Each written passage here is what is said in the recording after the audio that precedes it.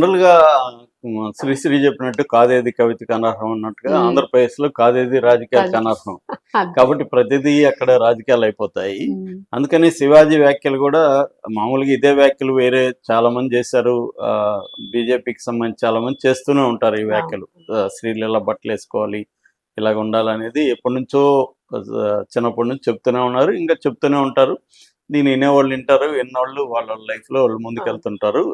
ఫైనల్గా లీగల్గా కరెక్ట్గా ఉందా లేదా అనేది ఇంపార్టెంట్ అవుతుంది తప్ప మోరల్గా ఎవరిని కంట్రోల్ బలవంతంగా ఎవరిని కంట్రోల్ చేసే పరిస్థితి లేదు. ఇంట్లోనే తల్లిదండ్రుల మాట పిల్లలు ఇవ్వాలనట్లేదు.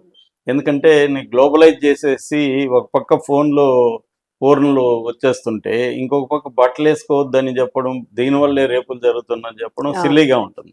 అంతకంటే ఫోన్ ఓపెన్ చేయగానే పిల్లలకు కూడా ఫోన్ కనబడుతుంది, డైరెక్ట్ చూడకపోయినా కూడా నువ్వు కనబడదు. దాన్ని ఆపడానికి ఉద్యమాలు ఎవరు చేయట్లేదు. ఇదంతా ఏంటంటే అందుకనే మన సొసైటీలో ఎక్కువ హిపోక్రసీ కనబడుతుంది. ఒక పక్క ఏమో నువ్వు ఫ్రీగా వదిలేస్తుంటావు, ఇంకొక పక్క చిన్న చిన్న విషయాల మీద పెద్ద పోరాటాలు చేస్తుంటారు. అసలు విషయం అది. పిల్లలకి సోషల్ మీడియా అందకుండా చేయడం ఒకటి. ఆస్ట్రేలియా లాంటి దేశాల్లో 15 years లోపల ఉండే పిల్లలు సోషల్ మీడియా యూజ్ చేయడానికి లేదు, బ్యాన్ చేశారు. అట్లా ఇక్కడ పేరెంట్స్కి హెల్ప్ చేయాల్సిందే. ఉంటే ఇప్పుడు అందరు పేరెంట్స్ భయం ఏంటి, ఆడగాని మగ్గాని, ముఖ్యంగా ఆడపిల్లలు అయితే పెద్దోళ్ళే కొద్ది ఫోన్లు ఇవ్వాలన్నా భయము, ఇది ఏం జరుగుతుందని. అట్లాగే పిల్లలు కూడా ఆ మధ్య కూడా ఒక 10th class పాప బాబు లేసి వచ్చేసారు విజయవాడ, మనం కూడా చెప్పుకున్నాం సోషల్ మీడియాలో. సో ఇలాగే జరుగుతుంటే అది ఇంపార్టెంట్. అది వదిలేసి ఈ టాపిక్లు మాట్లాడారు. సో ఇప్పుడు ఎప్పుడైతే శివాజీ ఆ పదాలు వాడి మాట్లాడాడో దాన్ని జనరల్ గానే వ్యతిరేకత వచ్చింది, ముఖ్యంగా స్త్రీలలో. ముఖ్యంగా దీంట్లో ఫస్ట్ రియాక్ట్ అయింది వచ్చి ఆమె చిన్మయి, దాని తర్వాత అనసూయ రంగంలోకి వచ్చారు. మిగతా నిధి అగర్వాల్ కూడా మాట్లాడారు, ఎందుకంటే కాంటెక్స్ట్ నిధి అగర్వాల్ది కాబట్టి.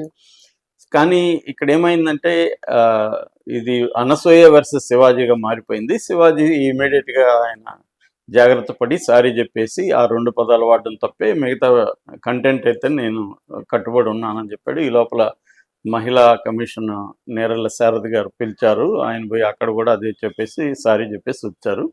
దాంతో ఎప్పుడైతే సారీ చెప్పాడో శివాజీ మీద కొంత సాఫ్ట్ కార్నర్ అయింది. అయితే దీన్ని ఉపయోగించుకుని వైసీపీ వాళ్ళు శివాజీ మీద ట్రోల్ చేయడం మొదలుపెట్టారు. ఈ నేపథ్యంలో అనసూయ ఒక మామూలుగా ఆమె ఖండించి ఊరుకో ఉంటే కూడా సరిపోయేది, కానీ ఆమె దాన్ని కంటిన్యూ చేసి లాగి తన వీడియోలంతా పెట్టి ఒక రకంగా ఛాలెంజ్ చేయడం, అవును నా ఇష్టం వచ్చినట్టు బట్టలు వేసుకుంటాం మీకేం అన్న దీంట్లో ఆమె రెచ్చిపోయింది. ఆమె బట్టలు వేసుకోవచ్చు, ఆమె దాన్ని కావాలని రెచ్చగొట్టడంతో చాలా మంది స్త్రీలు కూడా అఫెక్ట్ అయ్యారు. పిట్టి అనడం ఇవన్నీ స్త్రీలకు కూడా కాలేదు. నీకు ఎలాగా హక్కు ఉంటుందో అలాగే మాకు కూడా ఉంటది కదా, మమ్మల్ని ఎవరు నువ్వెవరు పిట్టి అనడం, ఇవన్నీ వీళ్ళకి కూడా కాలింది. సో దాంతో ఇది శివాజీ వర్సెస్ అదర్స్ లాగా ఉన్నది, అనసూయ వర్సెస్ అదర్స్ లాగా మారిపోయింది. ఈ కాంటెక్స్ట్ లో వైసీపీ వాళ్ళు శివాజీని గట్టిగా అటాక్ చేస్తూ అనసూయని సపోర్ట్ చేస్తూ రంగంలో దిగారు. అప్పుడు తెలుగుదేశం వాళ్ళు, జనసేన వాళ్ళు శివాజీకి మద్దతుగా అనసూయకి వ్యతిరేకంగా వాళ్ళ రంగంలో దిగారు. ఇది సందర్భం. ఈ సందర్భాన్ని అర్థం చేసుకొని నాగబాబు సైలెంట్ గా ఉండాలి. మామూలుగా ఆయన తెలివి తక్కువ వాడు కాదు, తెలివైన వాడు.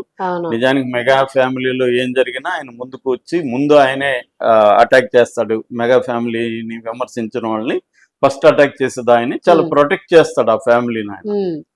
అలాంటి ఆయన ఇవన్నీ ఈ కాంటెక్స్ట్ ని ఎప్పుడైనా కాంటెక్స్ట్ ఇంపార్టెంట్. ఎటువంటి సిచ్యువేషన్ లో మనం ఎలా రియాక్ట్ అవ్వాలనేది ఇంపార్టెంట్.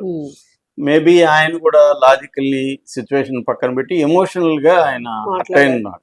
ఎందుకంటే తన కూతురు విషయంలో కావచ్చు, అలాగే చిరంజీవి కూతుర్ల విషయంలో కావచ్చు, గతంలో ట్రోలింగ్స్, ముఖ్యంగా తన కూతురు ఆమె నిహారిక విషయంలో చాలా అన్యాయంగా ట్రోలింగ్స్ జరిగాయి.